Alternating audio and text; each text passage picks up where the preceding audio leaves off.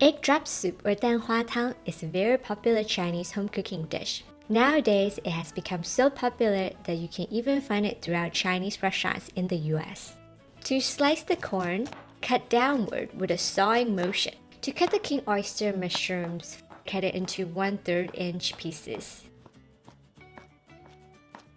To cut the Napa cabbage, first we're gonna slice it into strips and then cut it into 1/3 inch pieces. And then now we're gonna cut the tomato. Eventually, we're cutting it into 1/3 inch pieces. Mince it into small pieces. Now I'm going to separate the egg whites and egg yolks.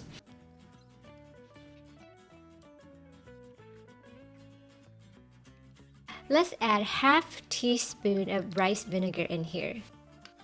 And we're gonna beat the egg whites. Also put half teaspoon of the rice vinegar in the egg yolks. And then beat the egg yolks. By doing so, the egg will stay super soft and silky after it is cooked. You'll see. To season the shrimp, so in this bowl we're gonna add a dash of rice wine. Also a pinch of white pepper. Mix well. And now we're gonna make the cornstarch slurry. So in a small bowl, add the cornstarch and water. Then mix well. Add the salt, sugar, white pepper. Mix a little. Now add in the chicken stock and bring to a boil.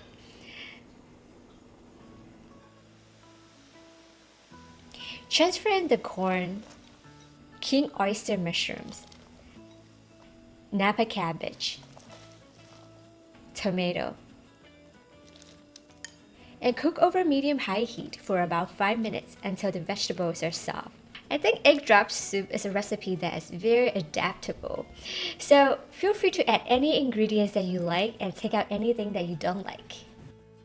So if you see any forms right here, you can also scoop it out.